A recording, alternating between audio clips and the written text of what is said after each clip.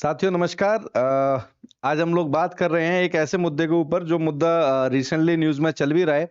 और being a UPSC aspirant आप लोगों को इसके बारे में जानकारी होनी भी चाहिए, क्योंकि ये एक ऐसा मुद्दा है जो डायरेक्ट हमारी इकोनॉमी, हमारी पॉलिटिक्स, हमारी पॉलिटिकल साइंस, हिस्ट्री, ज्योग्राफी, हर एक मुद्दे को टच करता है। हाँ, तो आज मैं आपको एक बात बताने वाला हूँ अपने ही देश के नॉर्थ ईस्ट के एक ऐसे राज्य के बारे में, जिसके चीफ मिनिस्टर ने रिसेंटली अमेरिका में जाके एक ऐसा स्टेटमेंट दिया जो स्टेटमेंट ये प्रूव कर रहा है या ये दिखाने की कोशिश कर रहा है कि शायद अमेरिका चाहता है कि भारत म्यांमार के बीच में एक नया देश बन जाए।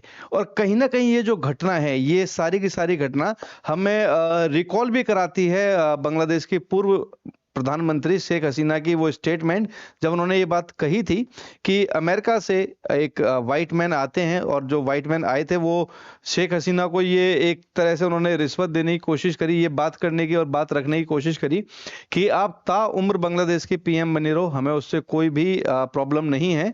बस हम चाहते हैं कि ये जो कैथलिक्स हैं, ये जो क्रिश्चियन कम्युनिटी है जो बांग्लादेश के ईस्ट में रहती है, इंडिया के नॉर्थ ईस्ट में रहती है और म्यांमार के वेस्ट में रहती है, इन तीनों जगह को मिला के हम लोग एक न्यू स्टेट को क्रिएट करना चाह रहे हैं जो बेसिकली क्रिश्चियन बेस्ड एक कंट्री हो। यहाँ से सारा का सारा बांग्लादेश वाला जो मुद्दा था वो आरंभ हुआ था, वो स्टार्ट हुआ था। और बांग्लादेश में जैसा कि आप लोग जानते हैं कि अभी रिसेंटली क्या घटनाएं हुई हैं और किस तरीके से वहां पे सत्ता पलट हुआ है। और आज भी न्यूज में अगर हम लोग बांग्लादेश को देख रहे हैं तो वहां पे आए दिन हिंदू कम्युनिटी के ऊपर अटैक होता रहता है। रिसेंटली ये हिंदू कम्युनिटी के ऊपर जो अटैक की घटनाएं ये इतनी ज्यादा बढ़ गई है कि कनाडा कनाडा के अंदर भी खालिस्तानी जो मूवमेंट चलाने वाले जो आतंकवादी हैं, वो लोग भी वहां पे कनाडा में हिंदुओं के मंदिर को पूरे तरीके से टारगेट कर रहे हैं। और वहां के पीएम ट्रूडो की इतनी हिम्मत भी नहीं हो पा रही है, इवन किसी मंत्री या किसी भी ऑफिशियल की इतनी अभी तक हिम्मत नहीं है जो ये बोल सकें कि ये जो कनाडा में हिंदुओं के मंदिर पर जो हमले हुए हैं ये प्रो खालिस्तानी जो मूवमेंट है उसका एक हिस्सा है। वो इसको सिर्फ एक घटना बता रहे हैं और उस घटना के आधार पर वो ये कहना चाह रहे हैं कि जो पुलिस प्रशासन है वो इसको कंट्रोल कर चुका है और इसको अच्छे से हम लोग एडमिन करेंगे, अच्छे से हम इसको कंट्रोल करेंगे, ऐसे करके कनाडा भी इस पूरे मैटर को लेकर चल रहा है। तो ये जो बात है ये स्टार्ट हुई थी बेसिकली कि बांग्लादेश के अंदर जो सत्ता पलट हुआ, बांग्लादेश के अंदर जो हमने चीजों को देखा, और बांग्लादेश के अंदर जो पीएम का वहां से भागना हो या हिंदुस्तान के अंदर उनका शरण लेना हो, फिर अमेरिका के जो डेमोक्रेटिक पार्टी के एक सपोर्टर थे उनको अमेरिका से भेजा गया और वो रातों रात बांग्लादेश में जाके पीएम का पदभार भी संभाल लेते हैं। ऐसी जो घटना एकदम से घटित हुई उसके पीछे बहुत सारे कारण थे, और कहीं ना कहीं ये जो घटनाएं हुई हैं इन्हीं कारणों के ऊपर अगर हम लोग देखें तो मिजोरम के चीफ मिनिस्टर ने एक तरीके से ठप्पा लगा दिया है कि जो शेख हसीना की जो स्टेटमेंट थी उसमें कुछ ना कुछ दम रहता था, कुछ ना कुछ उसमें बातें ऐसी थी कि अमेरिका जो था वो डायरेक्ट इन्वॉल्व था बांग्लादेश के इस मैटर में। अमेरिका जो है शायद वो इन्वॉल्व है भारत के मंदिरों में जो तोड़फोड़ हो रही है बांग्लादेश में उसमें भी, और शायद जो कनाडा में कल परसों में जितने भी घटनाएं हुई हैं मंदिरों के में जो तोड़फोड़ की गई है खालिस्तानी समर्थकों के द्वारा, इसके अंदर भी कहीं ना कहीं अमेरिका की श्रेय देखी जाती है। अब हो क्या रहा है कि अमेरिका में आज चुनाव, ठीक है, अमेरिका के इलेक्शन के बाद वहां पे कौन वहां के प्रेसिडेंट बन के आते हैं, कमला हैरिस बन के आ रही हैं या डोनाल्ड ट्रंप बन के आ रहे हैं, इसके ऊपर कहीं ना कहीं भारत की और एशिया की जो राजनीति है बहुत ज्यादा प्रभावित होगी, बहुत ज्यादा सेंट्रलाइज होगी। ठीक है, तो अभी जो मैं आपसे बात कर रहा हूं वो इस मुद्दे पे कर रहा हूं कि किस तरीके से मिजोरम के सीएम ने लेल्डो होई ने किस तरीके से एक स्टेटमेंट दी, और वो जो स्टेटमेंट थी वो कहीं ना कहीं वो जो सारी जो अभी तक मैंने आपको बात बताई है, कहानी जो मैंने अभी तक आपको बताई है, उसको कहीं ना कहीं वो एक तरीके से प्रूव कर रहे हैं कि हाँ ऐसा कुछ शायद हो रहा हो। जैसे ऑलमोस्ट एक महीने पहले हमारे मिजोरम के सीएम अमेरिका जाते हैं और अमेरिका में एक कॉन्फ्रेंस में उनको बुलाया जाता है, इनवाइट किया जाता है। बेसिकली ये एक क्रिश्चियन कम्युनिटी की एक कॉन्फ्रेंस थी, उसी के अंदर उनको बुलाया गया, उसी मुद्दे पे उनको अपनी बात रखने के लिए बुलाया गया। अब हुआ क्या कि ये जो भारत का एक हिस्सा है नॉर्थ ईस्ट में, अगर आप भारत के मैप को समझते हैं तो ये वाला जो हमारा एक हिस्सा है इसको हम लोग मिजोरम बोलते हैं। ये हमारा जो यहाँ पे जो राज्य है ये मिजोरम है, ठीक है। मिजोरम के अंदर जो 87%, ऑलमोस्ट 87% जो पॉपुलेशन है वो क्रिश्चियन है, ठीक है। तकरीबन 8 के आसपास जो परसेंटेज है वो बुद्धिस्ट है। तकरीबन 2 से 3 के आसपास जो परसेंटेज है वो हिंदू हैं। ठीक है। यही एक कारण है कि मिजोरम के अंदर वहां की जो लोकल पॉलिटिकल पार्टीज है वो हमेशा पावर में रहती है। वहां पे बीजेपी और कांग्रेस जैसी पार्टी को हमेशा 1 या 2 सीटें ही मिल पाती हैं। यानी कि पॉलिटिकली देखा जाए तो बीजेपी वहां पे बिल्कुल भी स्ट्रांग नहीं है। ठीक है।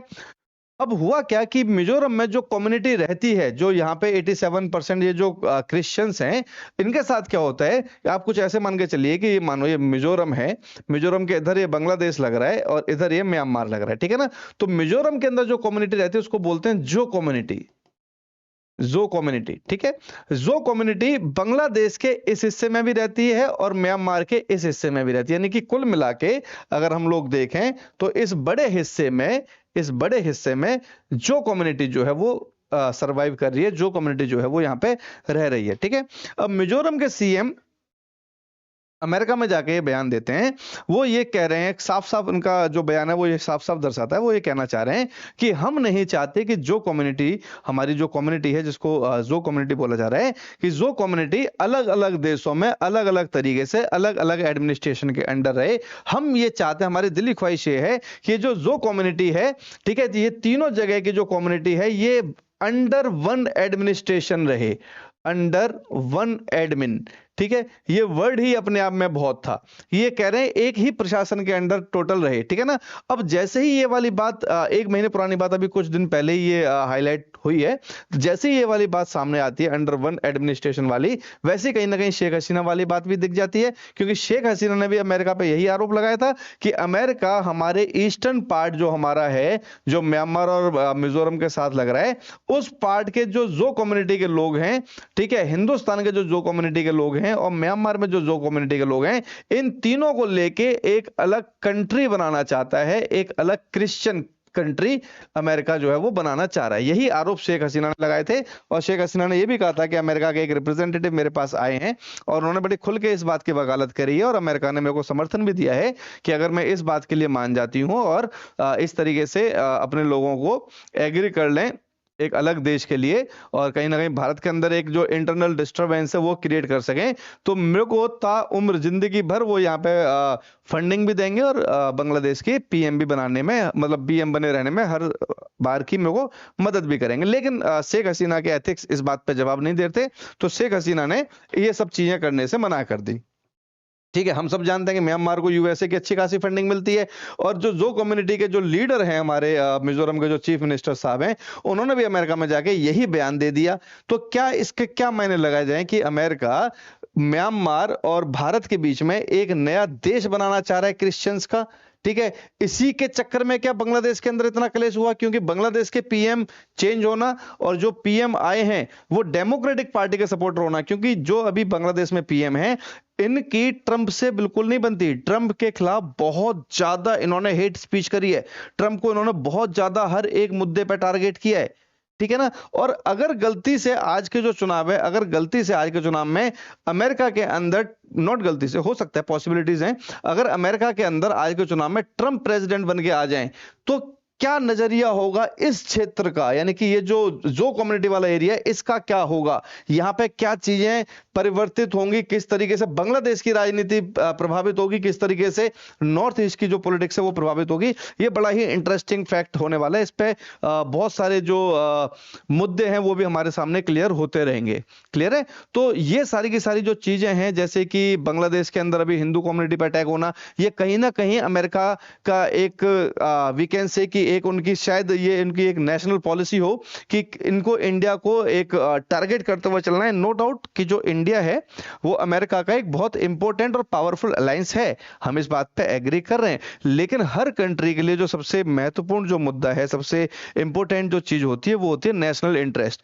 तो अमेरिका अगर एशिया के इस हिस्से में, इंडिया के बगल में अगर एक क्रिश्चियन कंट्री बनाना चाह रहा, तो उसके पीछे एक रीजन ये भी हो सकता है कि अमेरिका का जो एक इकोनॉमिकल वॉर चल रहा है चाइना के साथ, उसको भी टारगेट कर सके, और जो एक वॉर होने की संभावनाएं होती है अमेरिका की रशिया के साथ, उसको भी वो हैंडल कर सके। उसके लिए उसको यहाँ पे अपना एक प्लेस चाहिए, एक एरिया चाहिए, जिसके चक्कर में अमेरिका ने बांग्लादेश वाला पूरा क्लेश कराया। बिल्कुल पॉसिबिलिटीज हैं।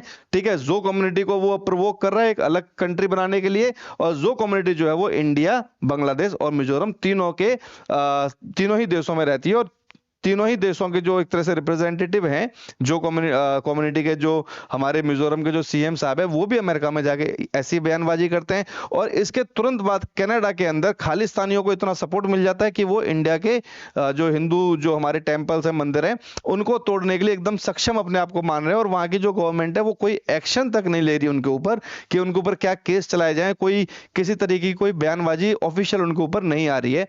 जबकि हमारे देश के पीएम खुल के इस बात की निंदा कर रहे हैं, ठीक है, कि ये जो कनाडा के अंदर हो रहा है ये किसी भी तरीके से बर्दाश्त करने वाली चीजें नहीं है। कनाडा इन चीजों को थोड़ा सा सही करे। वो हमारे जो एम्बेसडर्स हैं, हमारे जो राजदूत हैं, उनको धमकाने का काम कर रहे हैं। हम लोग उनके साथ अपना रिलेशंस मेंटेन करने की कोशिश कर रहे थे, लेकिन कनाडा है कि इस बात को ज्यादा समझने को तैयार नहीं हो रहा।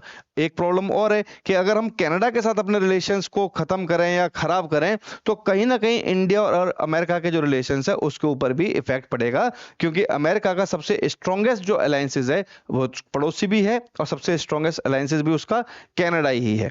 ठीक है, तो ये सारी के सारी जो अभी आज के जो चुनाव में जो रिजल्ट निकल के आएगा, कहीं ना कहीं वही जो रिजल्ट है वो बताएगा कि अगले आने वाले कुछ सालों में भारत के पड़ोस में क्या होने वाला है, और इंडिया और कनाडा के बीच में क्या होने वाला है।